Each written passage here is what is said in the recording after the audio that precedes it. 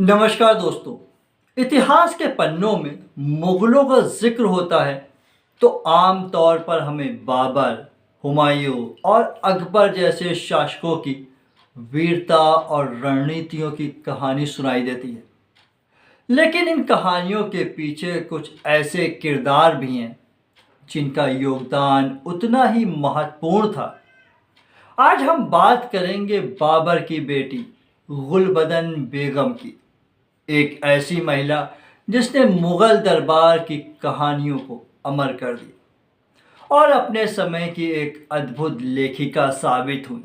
गुलबदन बेगम का जन्म 1523 में फरगना घाटी यानी कि वर्तमान में उज़्बेकिस्तान में हुआ था। वह बाबर और उनकी पत्नी दिलदार बेगम की बेटी थी। दिलदार बेगम फारसी संस्कृति से गहराई से जुड़ी हुई थी। गुलबदन बेगम का बचपन एक शाही परिवेश में बीता, लेकिन बाबर ने उन्हें हमेशा शिक्षा का महत्व समझाया। गुलबदन बेगम अपने बचपन में ही एक शानदार शिक्षा प्राप्त की। बाबर की ही तरह वह भी फारसी और तुर्की भाषा में बहुत निपुण थी।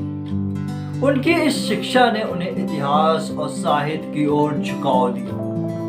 बाबर की मृत्यु के बाद उनका परिवार कई कठिनाइयों से गुजरा, लेकिन गुलबदन बेगम हमेशा अपने भाई हुमायूं के साथ खड़ी रही। बचपन से ही गुलबदन बेगम ने अपने पिता से कहानी कहने और इतिहास को लिखने की कला सीखी।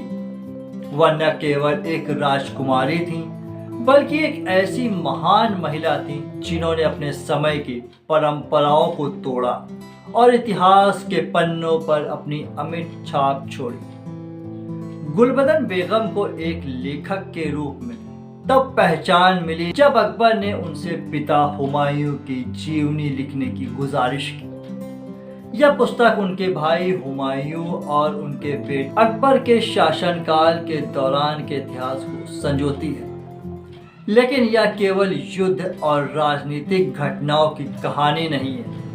यह पुस्तक राजघराने के भीतर के जीवन की झलक भी देती है। गुलबदन बेगम ने हुमायूं नामा में केवल राजनीतिक घटनाओं का ही नहीं, बल्कि मुगल राजघरानों के आपसी संबंधों, संघर्षों और मानवीय भावनाओं का भी वर्णन किया। उन्होंने महिलाओं की भूमिका को खास तौर पर उजागर किया। यह किताब एक महिला की दृष्टि से लिखा गया एक अनमोल इतिहास है। गुलबदन बेगम ने मुगल दरबार में महिलाओं के प्रभाव को बखूबी समझाया। उन्होंने अपने लेखन में जिक्र किया कि कैसे महिलाएं राजनीतिक और पारिवारिक मामलों में महत्वपूर्ण भूमिका निभाती थीं। गुलबदन बेगम का जीवन सिर्फ लिखने तक सीमित नहीं था। वह अपने परिवार के लिए एक अहम सलाहकार भी थी। उन्होंने हुमायूं और अकबर के शासनकाल में कूटनीति और पारिवारिक मामलों में महत्वपूर्ण भूमिका निभाई। अपने जीवन के अंतिम वर्षों में गुलबदन बेगम ने मक्का की यात्रा की। शायद वह पहली मुगल महिला थीं जिन्होंने हज की यात्रा की। इस यात्रा ने उनके जीवन को गहरा और आध्यात्मिकता से भर दिया। हज के अनुभवों ने उनकी लेखनी को और भी प्रभावशाली बनाया। 1587 में गुलबदन बेगम का निधन हुआ।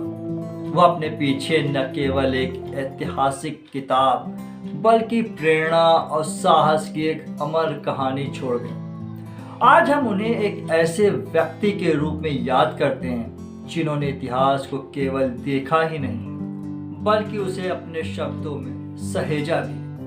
गुलबदन बेगम की कहानी हमें सिखाती है कि इतिहास केवल राजाओं और युद्धों का नहीं, यह उन महिलाओं का भी है जिन्होंने पर्दे के पीछे से अपनी लेखनी और बुद्धिमत्ता से इतिहास को आकार दिया। आज के लिए इतना ही दोस्तों।